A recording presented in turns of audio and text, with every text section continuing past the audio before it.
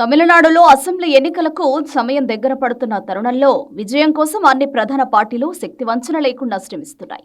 ప్రత్యర్థి పార్టీలపై పదునైన విమర్శలతో విరుచుకుపడుతున్నాయి. తాజాగా తమిళనాడు డిప్యూటీ సీఎం డీఎంకే యువనేత ఉదయనిధి స్టాలిన్ మాట్లాడుతూ ముఖ్యమంత్రి ఎంకే స్టాలిన్ నేతృత్వంలోని ప్రభుత్వం అమలు చేసిన సంక్షేమ పథకాలే తమను మరోసారి అధికారంలోకి తీసుకువస్తాయని ధీమా వ్యక్తం చేశారు.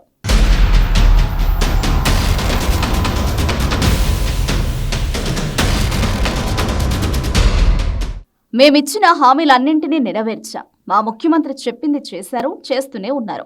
కొత్తగా మరిన్ని వాగ్దానాలు చేశాం, వాటిని కూడా అమలు చేస్తాం. ప్రజలు మమ్మల్ని నమ్ముతున్నారు అని పేర్కొన్నారు. విపక్షాల విమర్శలను తిప్పికొడుతూ కొత్త మిత్రపక్షాలు డీఎంకే కూటమిలోకి చేరడం తమ బలానికి నిదర్శనమని అన్నారు.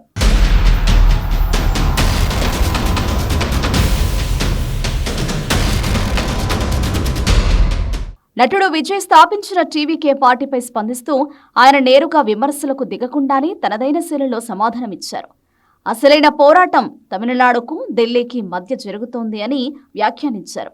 భావజాల పరంగా ఇది రాష్ట్ర హక్కుల కోసం జరుగుతున్న యుద్ధమని అభివర్ణించారు. శాంతి భద్రతలు, మహిళల భద్రతపై విపక్షాలు చేస్తున్న విమర్శలను ఉదయనిధి తోసిపుచ్చారు. ఏదైనా ఘటన జరిగినప్పుడు ప్రభుత్వం ఎంత కఠినంగా స్పందించిందనేది ముఖ్యమని, తమ హయాంలో కఠిన చర్యలు తీసుకున్నామని చెప్పారు.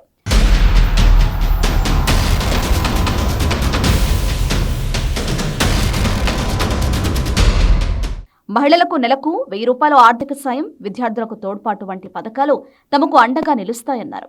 అంతేకాకుండా గృహోపకరణాల కొనుగోలు కోసం 8000 రూపాయల విలువైన కూపన్లు ఇస్తామన్న హామీ ఓటర్లను ఆకట్టుకుంటుందని ఆయన ఆశాభావం వ్యక్తం చేశారు. బీజేపీ ఏఐఏడీఎంకే కూటమి ఒకవైపు, నటుడు విజయ్ కొత్త పార్టీ మరోవైపు సత్తా చాటాలని చూస్తుంటే, డీఎంకే మాత్రం తన సంక్షేమ బాటతో అధికారాన్ని నిలబెట్టుకోవాలని గట్టి పట్టుదలతో ఉంది.